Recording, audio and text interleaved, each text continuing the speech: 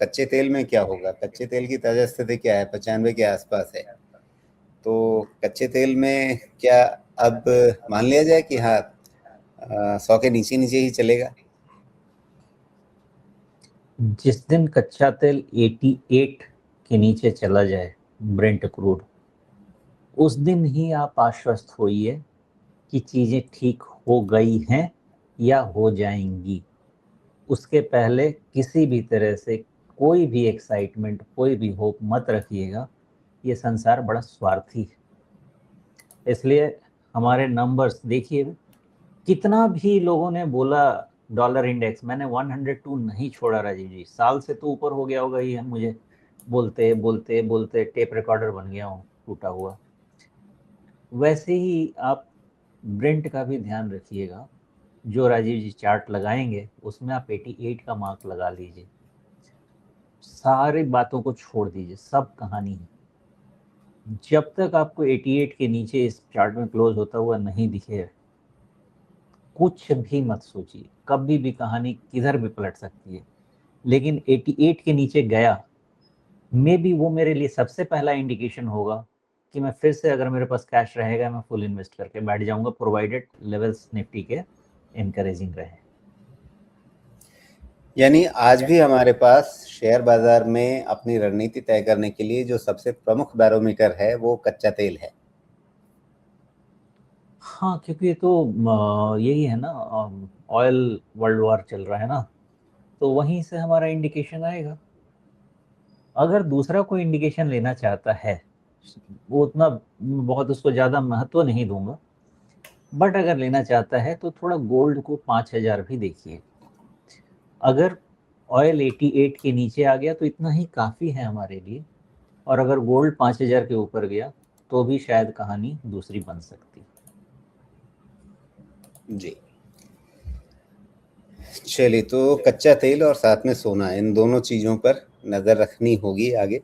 और बाकी हमें निफ्टी में क्या नज़र रखना है, Nifty mid cap, Nifty small cap, इन सब के लिए कौन से स्तर हैं, इन सब की हमने चर्चा कर ली। ज़्यादा विस्तृत चर्चा अब हम बात करेंगे अपने साप्ताहिक कार्यक्रम में, लेकिन फ़िलहाल बढ़ जाते हैं दर्शकों के सवालों की ओर, क्योंकि आज का दिन उसके लिए ही रहता है। हालांकि उससे पहले कुछ सवाल यहाँ पर अगर मैं आपसे अपनी ओर से पूछूं कि बाजार में अभी ये जो वापसी का ये दौर चल रहा है, अगर फिर से कमजोरी आती है तो पैसा कहाँ लगाएं? सोमेश कुमार इसके बारे में तो नाम बोलेंगे नहीं, तो फिर हमारे दर्शक कैसे फिल्टर करेंगे? नहीं कर सकते हैं राजीव जी। मैं थोड़ा ऐसा करना चाहता हूँ कि डिफेंसिव बट स्टिल ग्रोथ,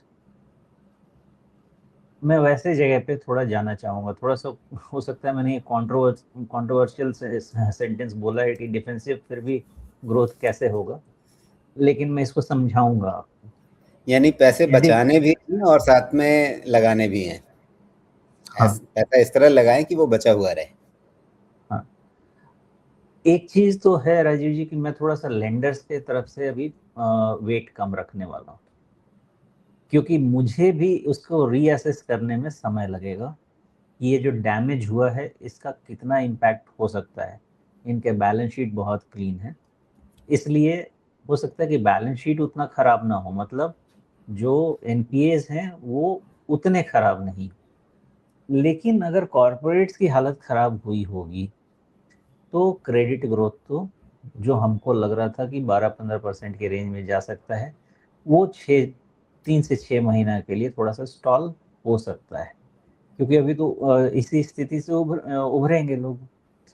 तो मैं थोड़ा सा लेंडर्स, चाहे वो बैंक हो या एनबीएफसी हो, उस पे मैं इन्वेस्टेड रहूंगा, लेकिन थोड़ा सा वेट कम कर रहा हूँ। और वैसे लेंडर्स पे मैं थोड़ा सा अपना वेट रखूंगा जहाँ जहाँ पे एफ आई आईज का वेट कम रहे। ये मैंने थोड़ा सा एक ये चेंज किया है। मैंने जो आपको बोला डिफेंसिव येट ग्रोथ, देखिए हमारा जो फार्मा वैसे डिफेंसिव माना जाता है, लेकिन जैसे ही आप फार्मा के अंदर में जाएंगे ना, जैसे डायग्नोस्टिक और हेल्थ केयर में जाएंगे, स्टिल यहाँ पे आपको ग्रोथ दिखेगा, बिकॉज सब आपको हाई पी मिलेगा। हाई पी मतलब यहाँ पे ग्रोथ ही मिलना है, बिकॉज आप टेरिटोरियल एक्सपेंशन कर सकते हैं, इन सब में स्कोप है। तो डिफेंसिव येट ग्रोथ, इसमें आप मैं थोड़ा सा वेट बढ़ाऊंगा। ओके, कंजम्पशन में मैं वेट मेंटेन करूंगा और कुछ सेलेक्ट में मैं बढ़ाऊंगा भी। कंजम्पशन जैसे ही बोला तो ये तो पूरा एक वाइडर रेमिट हो जाता है। कंज्यूमर ड्यूरेबल्स में भी मैं वेट बढ़ा के रखूंगा, थोड़ा समय लगे तो लगे, बट चीज़ें ठीक होनी है तो वहीं से होनी है। बिकॉज अगर गवर्नमेंट का फिर से फोकस आएगा तो एक बार जब तक वो कंजम्पशन को ठीक कर नहीं ले तब तक फोकस चेंज नहीं करने वाला है गवर्नमेंट। फॉर एग्जांपल, जब केपेक्स फोकस था तो केपेक्स फोकस था, जब तक वो ऑब्जेक्टिव अचीव नहीं हो गया तब तक दूसरा ऑब्जेक्टिव गवर्नमेंट ने नहीं लिया। अभी कंजम्पशन ऑब्जेक्टिव लिया है, वो फोकस है। तो जब तक वो ऑब्जेक्टिव अचीव नहीं हो जाएगा, मुझे लगता नहीं है कि गवर्नमेंट इतना कोई फिकल माइंडेड है कि फिर कंजम्पशन छोड़ के कहीं और पे अपना दाव लगाए। ओके, तो वहाँ पे भी मेरा पोर्टफोलियो में वेट रहेगा। और कंजम्पशन की जैसे ही मैं बात करता हूँ तो आप समझ लीजिए, सिंपल सा लॉजिक लगा लीजिए, डिस्पोजेबल इनकम पे डिपेंड करता है। इसमें आपके रिटेल आ जाएंगे, जितनी भी चीज़ें हैं जो आपके पॉकेट से पैसा निकाल के प्रीमियमाइजेशन की तरफ जाएं या जो भी आप समझें, तो उस तरह की चीज़ों में इन्वेस्ट करके रखिए, यही है। और मुझे नहीं लगता कि मैं डायरेक्ट पीएसयू में ज़्यादा दिमाग लगाने वाला हूँ वहाँ पे। वैल्यूएशन लार्जली आने वाले समय के ग्रोथ को वहाँ पे फैक्टर कर रहे हैं, तो मैं चुपचाप बस इधर ही दिमाग, हाँ हाँ सॉरी सॉरी, जब मैंने आपको फाइनेंशियल बोला, मैंने नॉन लेंडर्स बोला। नॉन लेंडर्स में आपके सब आ जाते हैं, इंश्योरर्स भी आ जाते हैं, और भी चीज़ें हैं कुछ, और जब बताऊंगा तो डायरेक्ट उसमें दो चार नाम ही है तो नाम समझ में आ जाएगा, इसलिए वो सब ठीक नहीं है काम। बट नॉन लेंडर्स में आप ढूंढिए फिनेंस में, उसमें पोर्टफोलियो वेट बढ़ाइए, मुझे लगता है वो ठीक रहना चाहिए सब जगह। बट अब समय देना पड़ेगा। जो चीज़ मेरी एक्सपेक्टेशन थी मार्च क्वार्टर रिजल्ट से, एक फिलिप मेरने का, और जुलाई से मुझे लग रहा था कि एकदम स्मॉल कैप में भी चाल आ जाए, सब चीज़ को minimum 1 quarter to 2 quarter push कर दीजिए। बट टॉलगेट 28 के एंड का मैं चेंज नहीं कर रहा, बीच में चीज़ें अपने आप एक्सेलरेट हो जाएंगी। जी, यहाँ पर दर्शकों के मन में इस समय जो काफ़ी दुविधा चल रही है, जो मुझे फीडबैक लोगों से मिल रहा है, उसमें सबके मन में वापस वही सवाल आ रहा है। पिछले कई कार्यक्रमों से आप देख रहे हैं कि एचडीएफसी बैंक को लेकर के लगातार सवाल आ रहे हैं, और उसके साथ में मुझे लगता है कि दर्शकों के मन में या निवेशकों के मन में ये दुविधा है कि एचडीएफसी बैंक या आईसीआईसीआई बैंक, यहाँ से अगर आप सेफ्टी और रिटर्न दोनों को साथ में लेकर के चलें तो कहाँ पर दांव लगाना ज़्यादा बेहतर है। आप ऑब्वियसली रिकमेंडेशन नहीं देंगे, लेकिन फिर भी इन दोनों की तुलना आज की तारीख में कैसे करेंगे? मैंने जैसा आपको बताया कि अगर तुलना करनी है तो बैंक में पैरामीटर एफआईआईज रखिए, बिकॉज वही सेलिंग चल रही है, वही नहीं रुक रहे हैं। तो जिसमें आपको एफआईआईज का वेट कम मिले उसको आप प्रेफर कर सकते हैं, वहाँ पे स्ट्रेस रिलेटिवली कम रहेगा, मुझे ऐसा लगता है। तो उसी हिसाब से मैं स्पॉट करूँ, बिकॉज अल्टीमेटली जो हमारा पेनिंग नर्व है, हमको उस पर ध्यान देना है ना।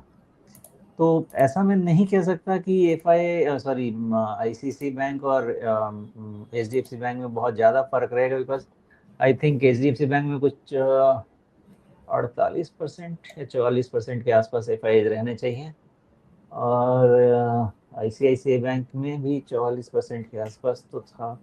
एचडीएफसी बैंक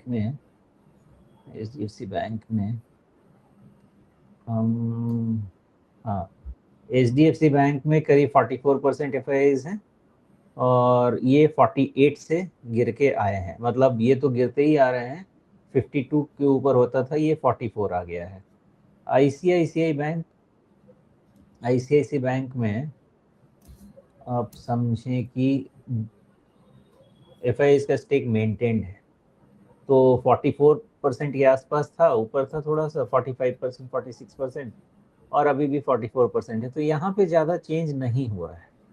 तो स्टिल आपको ये एफआई हेवी लगेगा, लेकिन एफआई का इस पे इतनी बुरी नज़र नहीं लगी है जितनी एचडीएफसी बैंक पे लगी है, और उसमें बड़ा कारण तो खैर अभी जो ऑफ लेट हम देख रहे हैं वही है। तो अगर प्राइमा फेसी देखा जाए तो आईसीआईसीआई बैंक को एफआई ज़्यादा पसंद कर रहे हैं, लेकिन जब आप पैरामीटर पे आएंगे, खासकर प्राइस टू बुक वैल्यू पे, आईसीआईसीआई थोड़ा सा एक्सपेंसिव ज़्यादा हो गया है, बट स्टिल मैं ये कहूँगा 2.8 is not a problem even for ICICI bank. HDFC bank मैंने 2.2 पता नहीं किस जमाने में मैंने देखा था इसको प्राइस टू बुक पे, कोटक 2.2 प्राइस टू बुक पे। तो मुझे ऐसा लगता है कि बैंक में वैल्यूएशंस ऐसे हैं कि आप अगर 3-5 इयर्स वाला विंडो लेंगे तो जो अब ये एबंडेंट वे भी हो गया है प्राइवेट बैंक, ये मोस्ट लव्ड वंस बन जाएगा 3 साल के आसपास में। बट हमारे पास उतना पेशेंस होना चाहिए, साल दर साल रिटर्न तो मुझे नहीं लगता कि अभी बहुत इफेक्टिव दे पाए। जी, दूसरी चीज सुमेश जी, हाल में हमने एक बड़ा डेवलपमेंट भारत की ऊर्जा सुरक्षा के लिहाज से, एनर्जी सिक्योरिटी के लिहाज से देखा है। आणविक ऊर्जा में हम थोरियम का इस्तेमाल करके कैसे परमाणु ऊर्जा की तरफ काफ़ी तेज़ी से बढ़ सकते हैं, उसमें भारतीय वैज्ञानिकों को एक बड़ी सफलता मिली है। तो क्या इसके चलते, क्योंकि ऐसी नई थीम बनती है, क्या वहाँ पर आपको लगता है कि कुछ ऐसे विनर्स हमें आने वाले सालों में मिल सकते हैं, इस थीम को अगर हम फॉलो करना शुरू करें?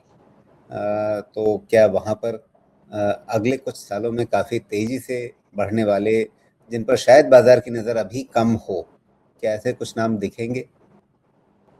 पहली बात राजीव जी, ये मैंने अभी इस पे बहुत ज़्यादा डीप किया नहीं है रिसर्च, लेकिन मुझे एक ये यूनिक स्ट्रेंथ पहली बार भारत का कुछ नज़र आ रहा है मुझे। सर्विस के अलावा अगर यूनिक तो जो कि हमारे पास पड़ा हुआ है, तो इसको भूलना चाहिए। और ये सरकार अगर मौका मिले तो एक हमारे पास स्ट्रेंथ मिल गया है हमको, लेकिन मुझे इसके बारे में अभी बहुत ज़्यादा मैंने इस पे डीप रिसर्च किया नहीं है। आगे जैसे पता चलेगा मैं ज़रूर इस पे डिटेल बताऊंगा। बट मुझे एक ही चीज़ अच्छा लगा, मतलब जो सबसे ज़्यादा अच्छी चीज़ लगी, कि कम से कम हमारे पास भी कुछ यूनिक आइडिया निकल के आ सकता है जिसकी हमारे पास प्रचुर मात्रा में अवेलेबिलिटी है। बाकी थोड़ा इसको डेवलप और होने देते हैं, फिर आइडिया लगेगा। अभी तो बहुत ही प्रीलिमिनरी स्टेज में है, अभी इसके बारे में कौन इसमें प्लेयर आएगा, कौन बेनिफिशियरी होगा, ये सब कहना तो मुझे लगता है कि थोड़ा प्री मैच्योर हो जाएगा। जी, यानी एक इंटरेस्टिंग थीम उभर रही है, लेकिन इसके विनर्स कौन होंगे उसको लेकर के अभी मतलब इतना स्पष्ट नहीं है। हम लोग नाम निकल कर आने में अभी समय लगेगा। प्लस प्रॉब्लम ये होती है राजीव जी कि जब तक ये प्राइवेट से लिस्टेड पहुंचते हैं तब तक इसमें ऑलरेडी संसार पूरा घुसा हुआ रहता है, जैसा रिन्यूएबल्स में हुआ। तो खाने कमाने को बहुत मिलता नहीं है, वो आने में ही बहुत सारे वैल्यूएशन सब ऐसे ही 70-80-100-150 टाइम ऐसे हो जाते हैं। तो उसमें वो कॉन्फिडेंस नहीं रहेगा। कहानी सुनाने को हम सुना सकते हैं कि 100% पे ग्रो करेगा तो 100 पी जस्टिफाइड है, 125, लेकिन ग्रोथ एक बार ही छूटा तो उसके बाद आपके पास कई सारे स्टॉक्स के एग्जाम्पल हैं कि आधे आधे 70-70% निकल गए हैं। एक वो भी थोड़ा डर है, लेकिन हाँ अगर कहीं वैल्यू मिला तो ये एक इंटरेस्टिंग, मेरे हिसाब से तो बहुत इंटरेस्टिंग थीम है। हमको इन्वेस्टमेंट करने मिले ना मिले, मेरा ज़्यादा फोकस इस पे है कि ये भारत को बहुत स्ट्रांग बना देगा अगर इस थीम को गवर्नमेंट आगे लेके जा सकती है तो। जी, अब दर्शकों के सवालों में देखें तो विनोद शर्मा जी का सवाल है जोमेटो के बारे में, कि जोमेटो बाय किया जा सकता है क्या? अब ये खरीदने के संदर्भ में ही इन्होंने बीवाई लिखा है, तो अब आप तो ये सीधे सीधे बोलेंगे नहीं कि हाँ बाय कर लो, तो फिर इनको क्या जवाब देंगे? क्योंकि इन्होंने अपना टाइम फ्रेम भी नहीं बताया, ये ट्रेडिंग के लिहाज से देख रहे हैं या इन्वेस्टमेंट के लिहाज से। देखिए, सभी दर्शकों से हमारा अनुरोध रहता है कि आप अपनी समस्या या आप जो समझना चाहते हैं उसको बहुत ठीक तरीके से थोड़ा सा विस्तार दे करके समझा करके लिखिए, जिससे आप कहाँ फंसे हैं ये समझ में आए। तो उस फंसी हुई स्थिति से निकालने के लिए सोमेश जी आपकी मदद करेंगे। खैर फिलहाल अभी जोमेटो कैसा लग रहा है? हाँ, इसमें जो डिस्कशन पॉइंट होना चाहिए वो अलग होना चाहिए, मुझे लगता है। जी। थोड़ा नहीं, 15, 20, 25 दिन पहले चले जाइए और एलपीजी नहीं मिलने के कारण जितने भी ये डिलीवरी वाले, और एक्चुअली रियल प्रॉब्लम थी, जो आपके क्यूएसआर हैं, रेस्टोरेंट हैं, कई 2-4 रेस्टोरेंट में मैं जाके फंसा। मैंने जाके कार पार्क कर दिया, सीधा गया वहां पे, तो देख रहा हूँ पूरा सब बंद है। मैंने पूछा क्या हो गया भैया, तो बोलते हैं अभी तो एलपीजी नहीं है ना, थोड़ा समय लगेगा आने में। मैंने कहा इसका मतलब प्रॉब्लम है, और ऐसे वैसे जगह नहीं, मैं ढंग की जगह ही बता रहा हूँ आपको। तो अब 15 दिन में नैरेटिव चेंज हो गया कि अभी एटर्नल को डिलीवरी करने के लिए डब्बा नहीं मिल रहा था, अब एटर्नल बाई किया जाए। तो देखिए कितनी तेजी से, मैं ही कहता हूँ कि हमारी मेमोरी ना बड़ी छोटी है, हम बड़ी अच्छे से बहुत जल्दी भूल जाते हैं, और बुरी बातें ही भूल जाते हैं, अच्छी का तो पता नहीं। ये अच्छी बात है, बट एटर्नल मैं फिर भी यही रखूंगा कि ये एक अपॉर्चुनिस्टिक ट्रेड के रूप में देखा जाना चाहिए इसको। अपॉर्चुनिस्टिक ट्रेड से मतलब मेरा ये रहेगा कि राजीव जी ट्रेंड लाइन बड़ा सुंदर बनाते हैं, और उसमें ये बनाएंगे 16 अक्टूबर का हाई लेके 2025 का, और 10 फरवरी 2026 का हाई लेके, है ना, कि ट्रेंड लाइन अच्छा बनेगा। दूसरा एक ट्रेंड लाइन जो इनविजिबल रहेगा, जो मैं बताऊंगा, वो फ्लैट ट्रेंड लाइन है 245 का, नहीं सॉरी 245, 250 रख लीजिए। अब क्या होगा ये समझिए, जब तक एटर्नल 250 के ऊपर क्लोज नहीं हो, है 248 लेकिन 2 रुपया आप एक्स्ट्रा दे दीजिए। 250 के ऊपर क्लोज होने का मतलब है कि आपका ये हायर लो का पैटर्न थोड़ा सा स्ट्रांग हो जाएगा, और अगर ये हायर लो का पैटर्न स्ट्रांग हुआ तो वो जो ट्रेंड लाइन है उसके आसपास का टेस्टिंग ये करेगा। अब उस समय वो 270 रहता है, या 275 रहता है, या 265 हो जाता है, इट विल डिपेंड। बट 250 के क्लोज के ऊपर में आपको 10-20 रुपए का मूवमेंट और मिलेगा, और बाकी डिसीजन वहीं लिया जाएगा, बिकॉज ये पूरा का पूरा अपॉर्चुनिस्टिक ट्रेड के हिसाब से ही चलेगा। इनकेस दूसरी किताब देखिए, दूसरी किताब ये है कि अब किसी को जोमेटो सुन के खाने के नाम से अगर मुंह में पानी आता है, तो आपके पास जो कॉन्टूर है वो बिल्कुल क्लियर है 225। अगर कोई एग्रेसिव पर्सन है तो जब तक 225 के नीचे क्लोज नहीं होती है जोमेटो, तब तक ये ऊपर जाने के चांसेस रखेगी, और 250 की क्लोज के बाद वो प्रोबेबिलिटी और बढ़ सकती है। जी, तो मतलब ये कि अभी 225 और 250 ये दो सीधे सीधे नंबर याद रखे जाएं, उनसे यहाँ पर अपने काम करने का तरीका निकल जाएगा। बस काफी है, सही बात है। जी, लेकिन मतलब ये तो ट्रेडिंग के लिहाज से हो गया, निवेश के लिए मतलब ये फिल्टर में बैठता है या नहीं बैठता है? मेरे पे तो नहीं बैठेगा। मैं, जी, आप मुझे कह लीजिए मैं डरपोक हूँ, कंजर्वेटिव हूँ, जो भी हूँ, मेरे में नहीं बैठेगा फिल्टर में। बिल्कुल। तो अपॉर्चुनिस्टिक तरीके से ही इसको अभी देखना है, और उसके लिए 225 और 250 का आंकड़ा आप ध्यान रखिए। इन स्तरों से ही आपकी रणनीति बनेगी, उसके हिसाब से आप देखिए। अंततः करना क्या है वो आपको यहाँ ये जो बातचीत आपने सुनी इसको इनपुट की तरह से इस्तेमाल भले कर लें, लेकिन उसके आगे अपने रिसर्च करें और फिर अपनी खोजबीन पढ़ाई लिखाई करके अपना फैसला लें। यहाँ पर अगले सवाल की ओर बढ़ते हैं, और अगला सवाल हमारे पास है पिरामल फार्मा के बारे में। मंजीत वर्मा जी पूछ रहे हैं, इनके पास 400 शेयर हैं, 175 का भाव है, लंबी अवधि का नज़रिया है। अब इसमें ये स्टॉप लॉस भी चाहते हैं, और टारगेट क्या हो सकता है ये भी पूछ रहे हैं। तो लंबी अवधि के लिए क्या स्टॉप लॉस और टारगेट बहुत सोचना चाहिए, या हाँ लंबी अवधि में भी आपको रिस्क मैनेजमेंट करना पड़ता है, और लंबी अवधि का निवेश भी हो तो आपके मन में एक लक्ष्य पहले से होना चाहिए, वो लक्ष्य आने पर आपको वापस समीक्षा करनी चाहिए? नहीं, बात तो बिल्कुल सही है। रिस्क मैनेजमेंट तो एक आप ये नहीं, कुछ समझ लोग लें कहते कि हैं ना कि लॉन्ग टर्म में क्या स्टॉप लॉस लगाना, लेकिन बाजार है तो रिस्क है, और रिस्क है तो उसे मैनेज करना होगा। करेक्ट बात है। और फंडामेंटल जब रहता है और इन्वेस्टमेंट ग्रेड में, मैं उसको स्टॉप लॉस नहीं कहता, मैं उसको स्विच कहता हूँ। जी। स्विच इसलिए कहता हूँ कि हम वॉच करते हैं, अगर performance according to our expectation projection या मैनेजमेंट का जो व्यू रहता है, अगर उसके हिसाब से नहीं चलता है तो फिर हमको अपने रास्ते देखने होते हैं।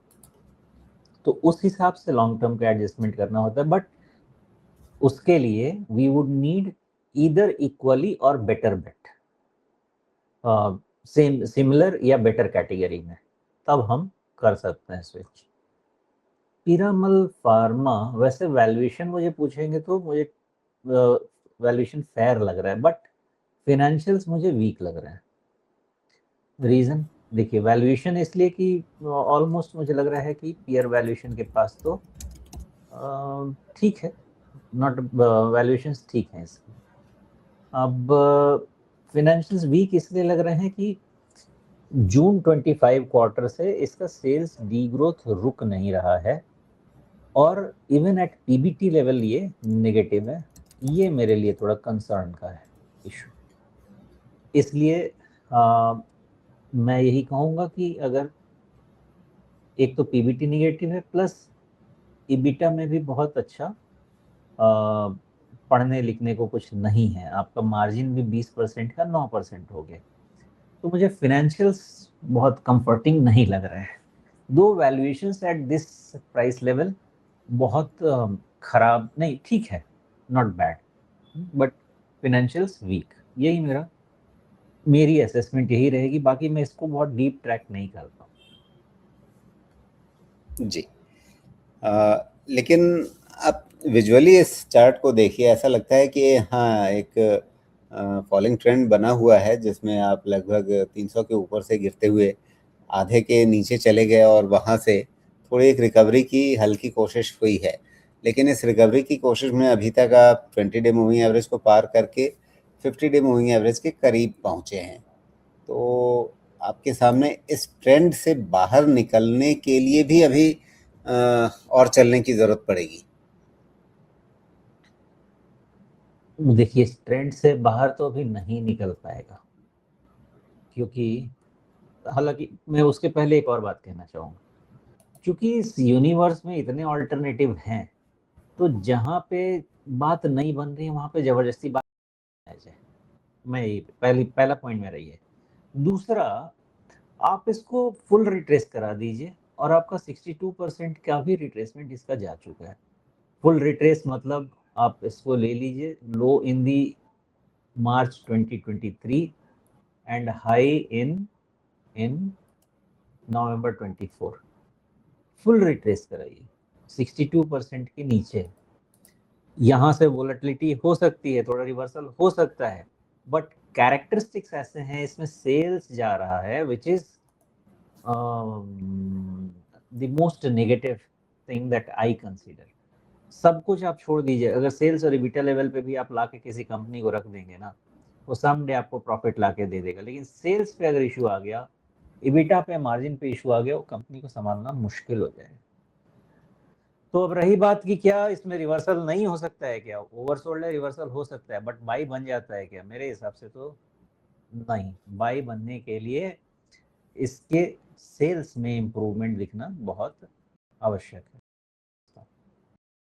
जी। तो अब जो हमारे मंजीत जी 175 पे ना, तो अभी 150 पे आ गया है, 150 के नीचे ही है। बीच में इन्होंने और नीचे तक के भी लेवल देख ही लिए हैं, क्योंकि 175 पे खरीदा था, तो उसके बाद ही ये 130 के आसपास है। तो मतलब ये है कि इनका रिस्क एपेटाइट है।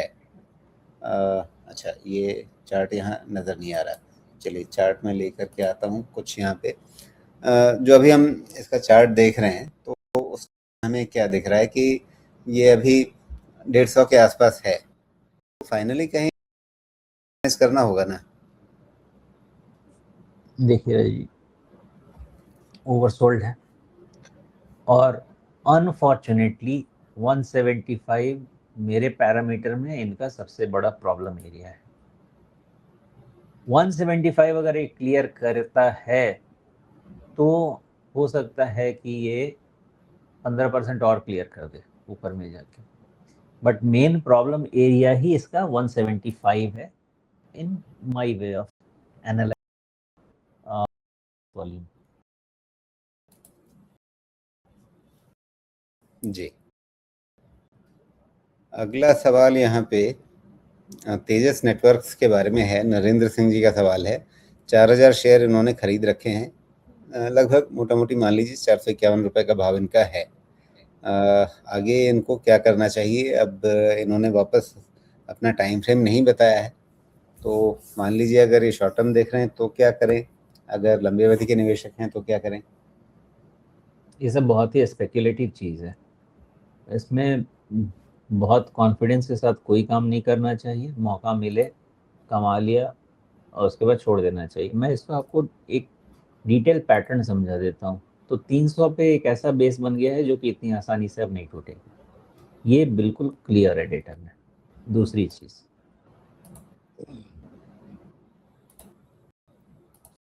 55-70 ऊपर अगर एक लगेगा तो फिर आप ये हायर लो पैटर्न में जाने की कोशिश करेगा। हायर हाई स्टिल पेंडिंग रहेगा, बट हायर लो पैटर्न में जाने की कोशिश करेगा। ओके, सेकेंड अटेम्प्ट होगा इसका अगर 475 के ऊपर सस्टेन करने का। चांसेस तो रहेंगे कि 525 टेस्ट हो जाए, 525 535 टेस्ट हो जाए, बट अगर ये हायर हाई हायर लो ये सब पैटर्न में बढ़ने लगा तो चूंकि स्पेकुलेटिव स्टॉक है ये फिर और भी आगे जा सकता है। लेकिन ध्यान सबसे रखना है आपको कि अगर ये फिर वापस ये जो लो बना ना इसका 382 का, उसके नीचे कभी भी ये क्लोज ना हो। अगर हुआ ये सारी चीजें फिर से फेल हो जाएंगी।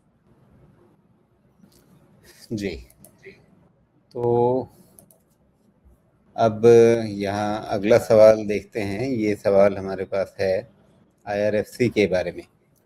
सोनू कुमार दुबे हैं। What about IRFC? पहली चीज़ ये कि आपको अपना सवाल इतना छोटा लिखने की कंजूसी नहीं करनी चाहिए थी, आपने सवाल को थोड़ा सा विस्तार दीजिए। आजकल कुछ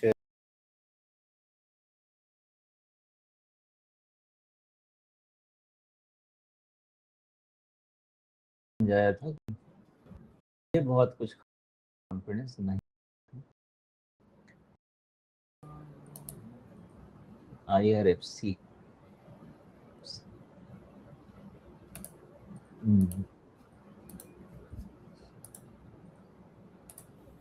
ठीक है जी। क्वार्टरली नंबर्स इनके डी ग्रोथ के ही चल रहे हैं। अब आप देखिए कि 23 के बाद गिर रहा है, रेट ऑफ सेल्स ग्रोथ गिर रहा है, जो कि डी ग्रोथ में कन्वर्ट हो गया है। तो जब तक IRFC का सेल्स ग्रोथ फिर से बढ़ने नहीं लगे, इसमें कोई और पैरामीटर वैलिड मैं नहीं मानता कि रह सकता। ओके, बाकी कोई भी स्टॉक एक बार में ऊपर नीचे नहीं गिरता है, होता रहता। इनका एक पैटर्न लो था जो कि ब्रेकडाउन है, तो क्या वहां से रिवर्सल नहीं हो सकता? हो सकता है। 109 110 112 115 आया भी, कोई दिक्कत नहीं है। लेकिन थियरी ये कहती कि एक बार ही आपका इतने लंबे समय का लो अगर ब्रेक होता है, आपको इसको रेस्पेक्ट करना चाहिए। तो that's what it is about IRFC। बाकी सब कुछ आपका सेल्स के ग्रोथ पे रहेगा, और सब डी ग्रोथ फैक्टर कहाँ पे हो जाएगा? थोड़ा दूर है, लेकिन 75 मुझे लगता है कि सारा नेगेटिव फैक्टर हो जाएगा। क्यों, वो भी समझ लेते हैं। तो राइट नाउ आपके स्टॉक का क्लोज है करीब 100 रुपया। 25% अगर आप इसको नीचे लेके जाते हैं तो 20 5 less than 15 P. Less than 15 P मतलब आप चले गए मीडियन पी के नीचे। आप 95 अच्छा बॉटम बनना, इसका सेल्स का ग्रोथ इसके फर्दर अपसाइड को डिटरमिन करेगा। इसका मतलब ये हो गया कि फिलहाल ये हो सकता है कि 75 और 115 ये रेंज मेंटेन करे, और उसके बाद इसकी फिर से हम असेसमेंट करने की कोशिश कर सकते हैं। जी, अब हमारे पास अगला सवाल है नवकार कॉर्प के लिए। ये 95 पे खरीदा हुआ है अभय पांडे जी ने, लंबी अवधि का इनका नजरिया है, क्या देखते हैं इसमें आप? ये मैंने ट्रैक तो नहीं किया है नंबर्स। नवकार कॉर्पोरेशन 1,500 करोड़ रुपए की मार्केट कैप की सेक्टर कंपनी। प्रॉमिसिंग है, बट जी सेक्टर प्रॉमिसिंग है, बट प्रॉब्लम क्या है, आपके जो नंबर्स हैं, सेल्स के नंबर्स जो हैं वो थोड़े से फ्लक्चुएटिंग हैं। तो अभी लास्ट क्वार्टर तो हमको दिख रहा है 43% का सेल्स ग्रोथ वाई, लेकिन अगर इसके ट्रेंड को आप देखें तो सितंबर 24 में भी 43-44% सेल्स ग्रोथ था, लेकिन उसके बाद एकदम से फ्लैट नेगेटिव ऐसा होता चला गया। तो नंबर्स को लंपी है, ये क्लियर है। ओके, मार्जिन्स में इंप्रूवमेंट है जो कि अच्छी बात है। ओके, अब मेन मामला वहीं पे अटकेगा कि क्या कंसिस्टेंसी इनके ग्रोथ में रहती है। सो जवाब सामने है कि नंबर्स जो हैं अगर वो थोड़े कंसिस्टेंट हो पाए तो आपके लिए ये फिर से उम्मीद जता सकता है नौकार कॉरपोरेशन। जी, देखिए इसका पिछला इतिहास जो है, पुराने आंकड़े जब आप देख रहे हैं तब वहाँ पे तो दिक्कत आ रही है, लेकिन अगर आप पिछले 3 तिमाहियों से देखें तो एक कंसिस्टेंट इम्प्रूवमेंट दिख रही है। तो इसको कैसे समझा जाए कि ये इम्प्रूवमेंट सीजनल नहीं है या वन टाइम नहीं है, ये टिक पाएगी? क्योंकि इससे पहले का तुरंत जो इतिहास है वो घाटे लगातार इनमें इस कंपनी में दिखते रहे हैं।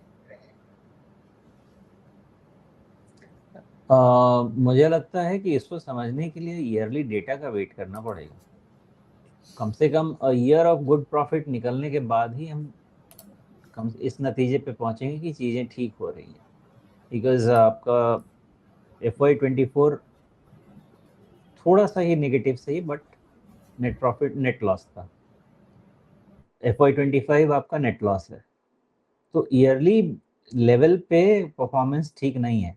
और चलिए आप ऐसा देखें कि ईयरली लेवल पे सेल्स ग्रोथ होने के बाद भी प्रॉफिट नेगेटिव है, जबकि कोई ऐसा नहीं है कि कहीं पे भी मुझे ऐसा नहीं दिख रहा कि कुछ खास अदर कंपोनेंट्स को फैक्टर किया जा सकता है क्या, नहीं। इवन ऑपरेशनल लेवल पे परफॉर्मेंस ठीक नहीं है। तो मुझे मेन यही है, इसके फाइनेंशियल्स उतने अच्छे नहीं लग रहे हैं। तो जी, जब तक वो ईयरली लेवल पे इम्प्रूव नहीं होते हैं तब तक तो मुझे नहीं लगता कि इसको किसी भी तरह से बहुत अच्छे कैटेगरी में डाल दिया जाए। लेकिन जब तक वो इम्प्रूवमेंट आएगी, ये काफ़ी छोटे मार्केट कैप की कंपनी है, भाव बहुत भाग चुका होगा। बिल्कुल सही सवाल, और इसका सही जवाब ये है, 75 रुपये आपका रिस्क मैनेजमेंट है, वही सब जवाब है। जी, 70 रुपये पर आप ध्यान रखें, उसके नीचे जाना 75 इसके लिए। 75 75। ओके, 75 के नीचे काफ़ी ज़्यादा ये और ख़राब हो सकता है, लेकिन अगर उसके नीचे नहीं जाता है तो फिर मतलब सब कुछ निर्भर करेगा कि हाँ, आगे आने वाले महीनों में इसके कामकाज को लेकर के किस तरह के तिमाही आंकड़े आते हैं, उन पे नज़र रखनी होगी, उनके साथ चलेगा।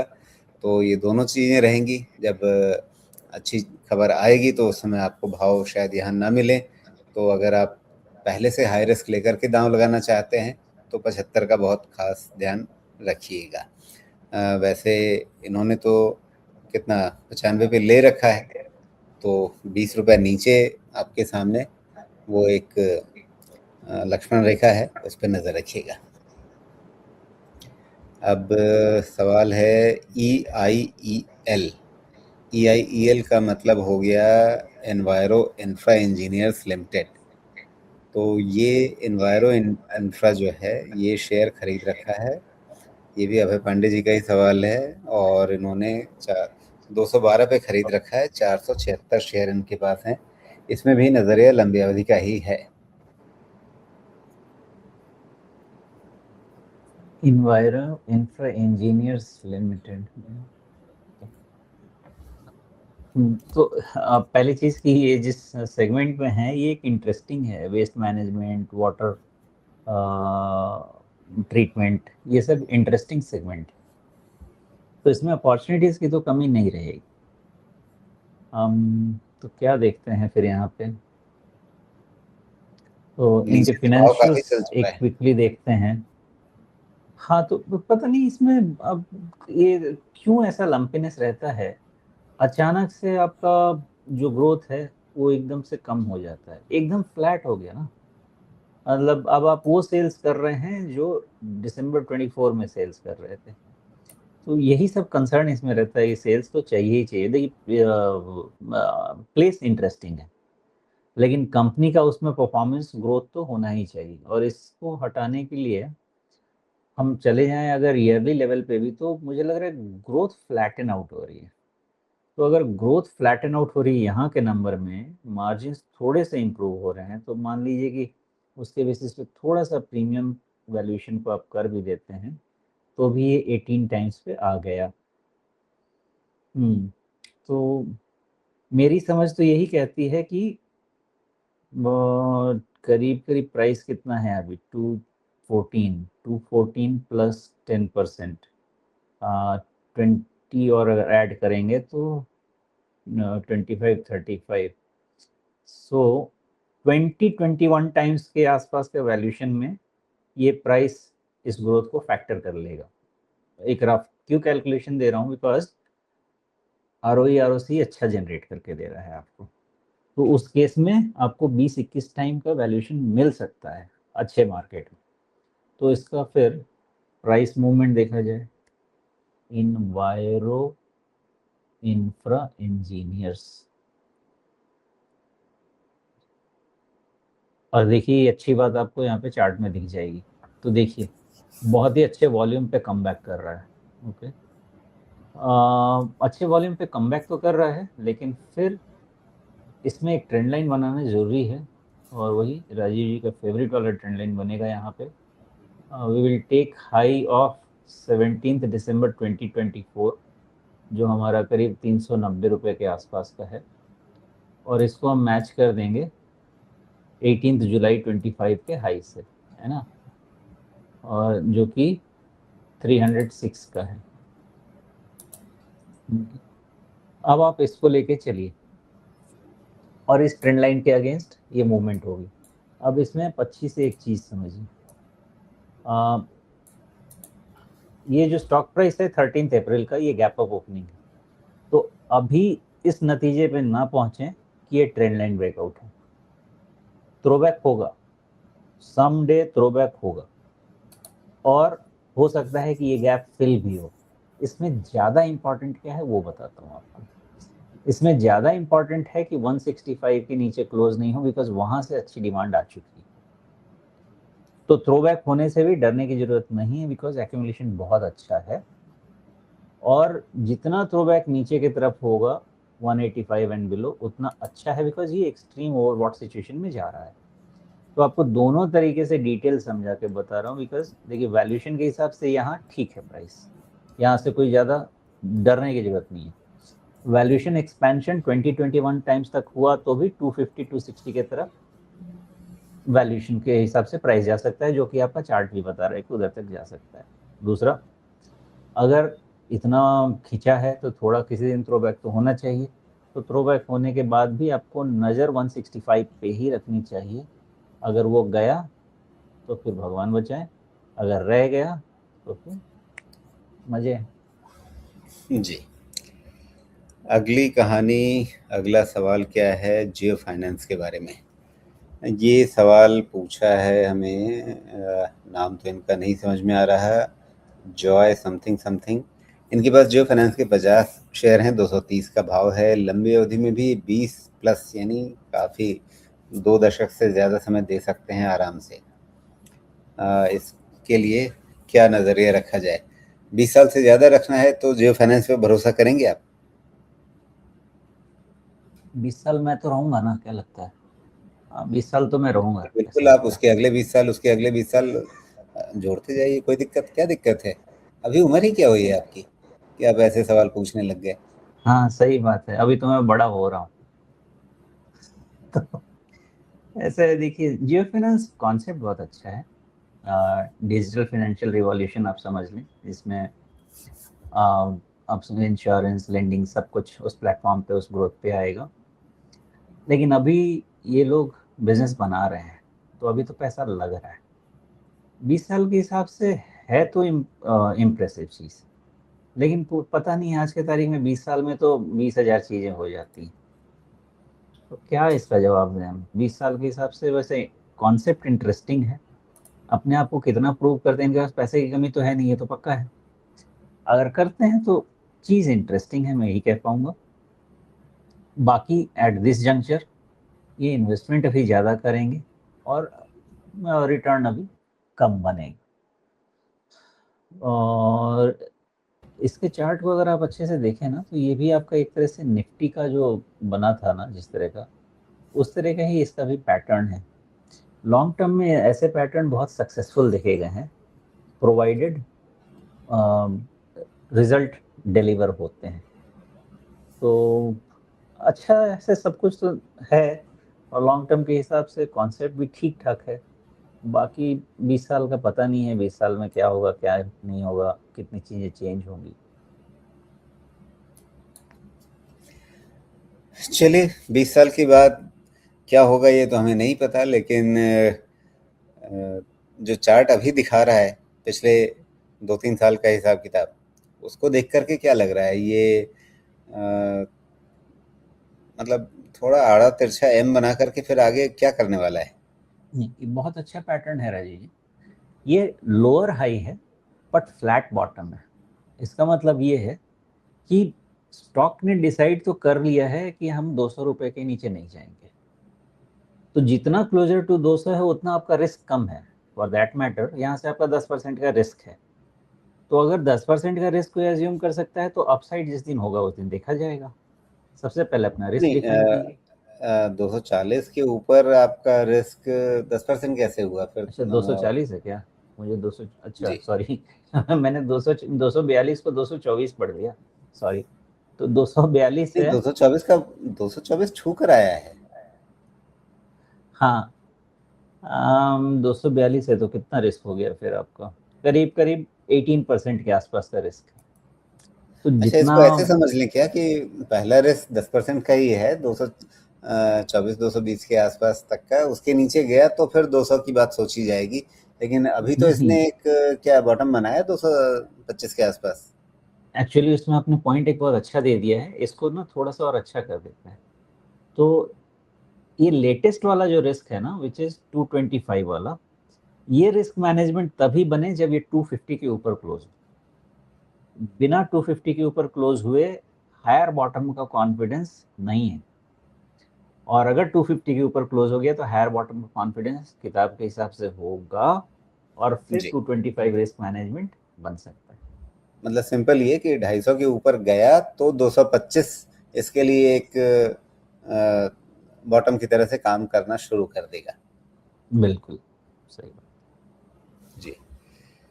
बाकी 20 साल में अगर आपको भरोसा है कि हाँ, इस देश की राजनीति ऐसे ही चलती रहेगी, अगर आपको भरोसा है कि इस देश के उद्योग घराने इसी तरह से आगे बढ़ते रहेंगे और 20 साल में इस देश की अर्थव्यवस्था इसी तरह से आगे बढ़ती रहेगी, तो आप उसके हिसाब से अपने फैसले लीजिए। ठीक है, तो अगला सवाल क्या लिया जाए? अगला सवाल लिया जाए ओला के बारे में। विनोद जी पूछ रहे हैं ओला के बारे में, 45 के भाव पे 2000 शेयर, कुछ ठीक हो रहा है या नहीं? पता नहीं, खरीद तो फंड्स लग रहा है खरीद तो रहे हैं बहुत। अब क्या कहानी चल रही है मुझे नहीं पता है। तो ओला को आप रखना चाहें तो कितना तक पहुंच गया? 23 रुपये पहुंच ही गया था। खैर सभी पिटे थे तो ओला भी पिटा, उतना ज्यादा तो क्या ही कहेंगे। अभी देखिए, इसको ना मुझे फंडामेंटली तो इसको रीड करने का कोई ऐसा इंटरेस्ट नहीं रहेगा, बट फिर भी आपको ये बताऊं कि कुछ तो इसमें बाइंग एक्यूमुलेशन हो रहा है और अभी है ओवरबॉट, तो अभी तो टच करना बिल्कुल बेवकूफ़ी होगी। इसका आपको बहुत अच्छा सपोर्ट मिल जाएगा 30 रुपए पे, और ये आप प्रैक्टिकल चीज़ में ही देखिएगा। क्योंकि एक चीज़ तो है कि मान लीजिए मैं कंपनी के मैनेजमेंट के वे ऑफ ऑपरेशन क्वालिटी से अग्री नहीं करता हूँ, वो अलग बात है, लेकिन स्टॉक में अगर पैसा बनाने की अपॉर्चुनिटी है तो उसको भी छोड़ना नहीं चाहिए। आप अभी क्लोज है 40 का, ठीक है, रिस्क मैनेजमेंट है 30, 28-30 के रेंज में, okay.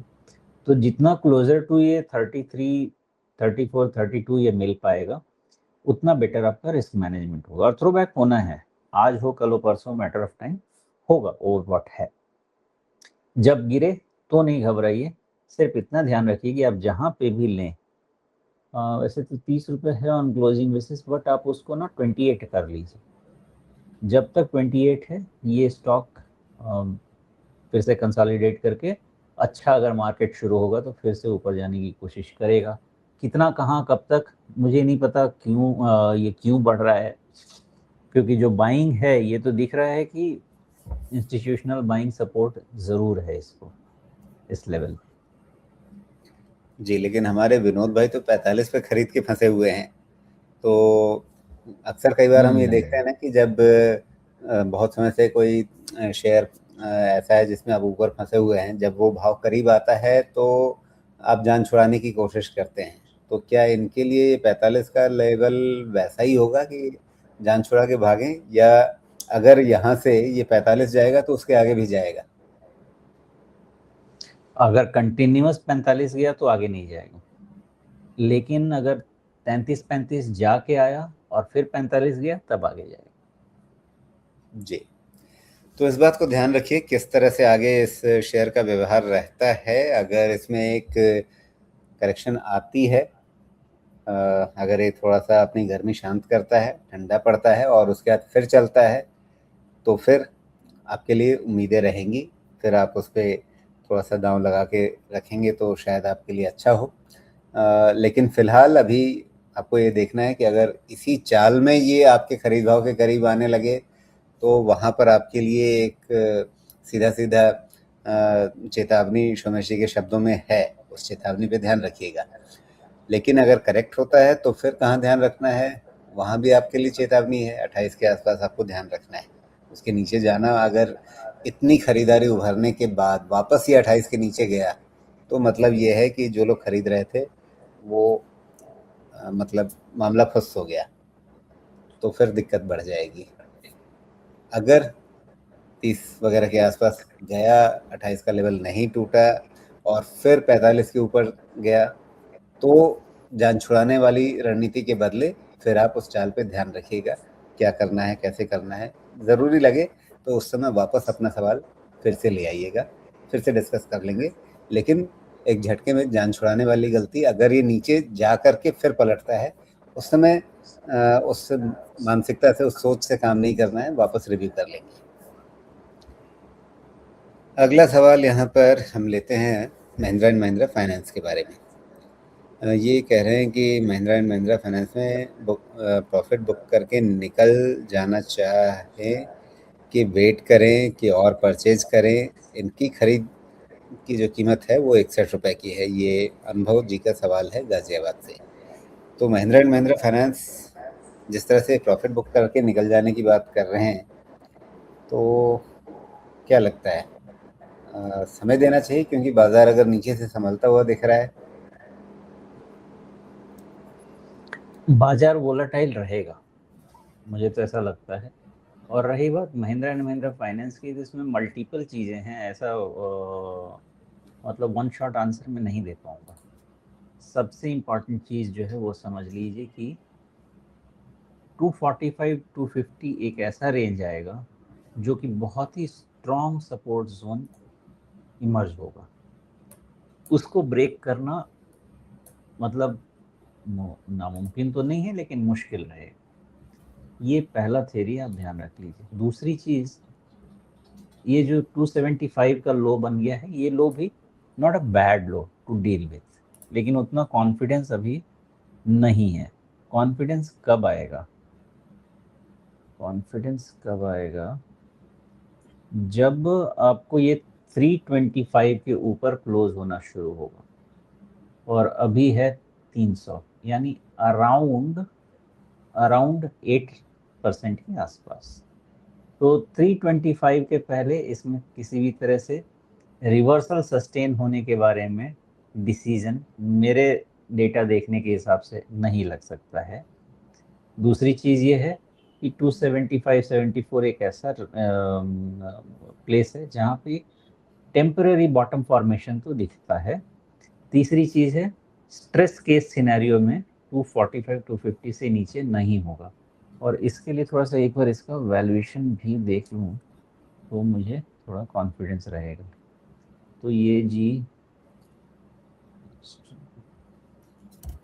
1.68 price to book. Okay, मुझे लगता तो है कि ठीक है, मतलब इतना से ज़्यादा वैल्यूएशन तो खराब नहीं होना चाहिए। जी, बाकी इसके ग्रोथ वगैरह को लेकर के कहीं मतलब सब कुछ ठीक है, कोई दिक्कत? एक समय तो थकेला था, बाद में कुछ अच्छा चलने लगा था।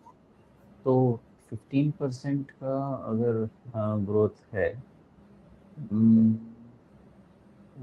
15, 5, 1100, 5000 इम्प्रूवमेंट तो दिख रहा है नंबर्स में, because same level of lending पे ये बेटर प्रॉफिट जनरेट कर पा रहे हैं, तो इम्प्रूवमेंट तो ज़रूर है, which is a good thing.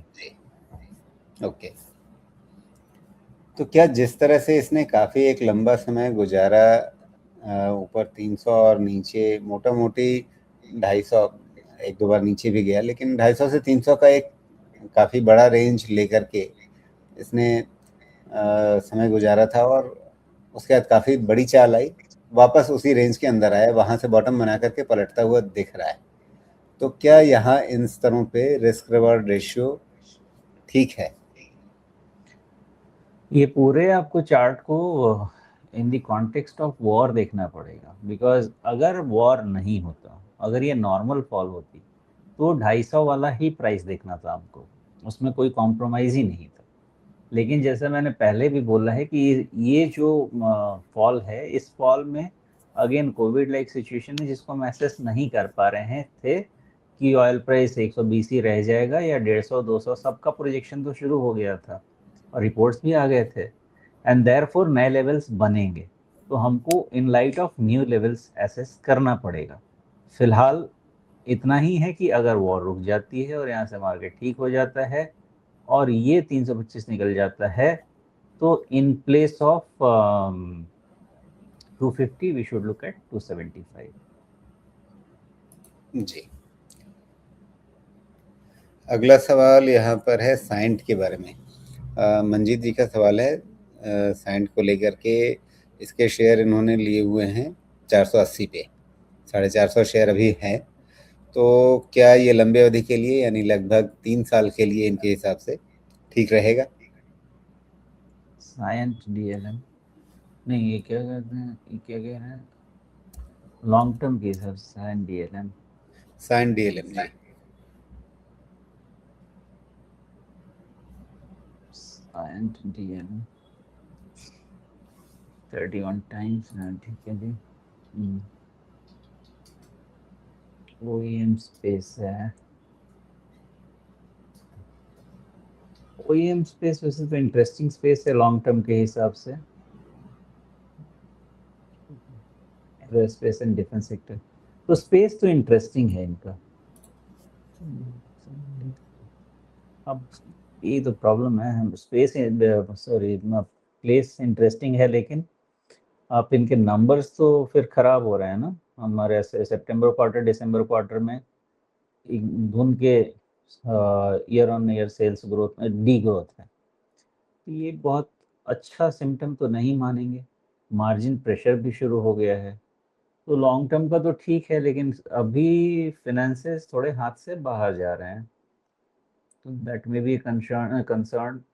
Cash flow भी नेगेटिव जा रहा है, तो मेरा फिनेंशियल्स पे कॉन्फिडेंस नहीं बन रहा है, as simple as that. Okay, तो अभी वैसे स्पेस ठीक है, सब मानता हूँ, लेकिन जब तक फाइनेंशियल्स इम्प्रूव नहीं होंगे तब तक वो कॉन्फिडेंस फिर से नहीं आएगा।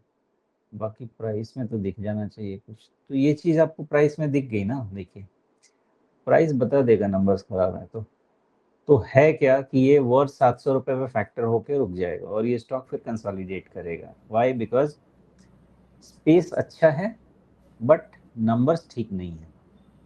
जिस स्पेस में वो जी। प्रॉमिसिंग है लेकिन नंबर्स ठीक नहीं है, तो यही है कि 700 के आसपास ये सपोर्ट लेके रुक जाएगा और बहुत समय हो सकता है सॉरी, कितने पे ये, सपोर्ट लेगा? अभी 325 पर है। अरे sorry, Cyient DLM, CYIENT, Cyient DLM, sorry sorry sorry. अच्छा, आप सिंपल साइंट पे चले गए क्या? हाँ, नहीं तो यहाँ भी कहानी सेम ही है, कहानी खराब ही होनी चाहिए बिकॉज नंबर्स खराब हो रहे हैं, तो ये कहानी और खराब है। सॉरी, मार्केट तो रीड कर रहा है कि यहाँ से भी और खराब होगा सेल्स।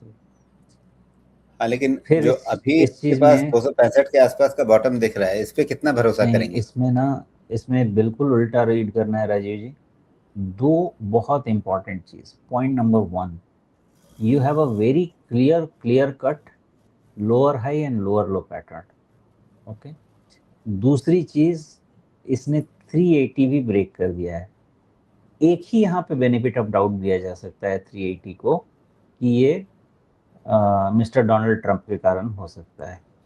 अगर उसके कारण है तो भी मैं यही कहूँगा कि